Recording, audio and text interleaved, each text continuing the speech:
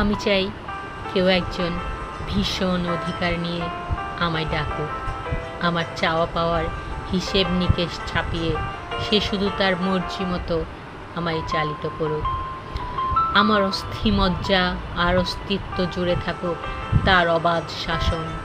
তাতে আমি ক্ষুব্ধ হব না একদমই, বরং তার প্রতি জন্ম নেবে এক অদৃশ্য ভালোবাসার মহানগর। আমি চাই কেউ একজন ভীষণভাবে আমায় শাসন করুক। আমার যত অনিষ্ট আর ক্ষতিকর ইচ্ছে আছে সেসবের উপর সে টেনে দিক এক শাসনের দেয়াল। আমি নির্দ্বিধায় তার সেই শাসনের কাছে নিজেকে সঁপে দেব, নিশ্চিন্তে আমার ভালো মন্দের ভার তুলে দেব তার বিশ্বস্ত হাতে।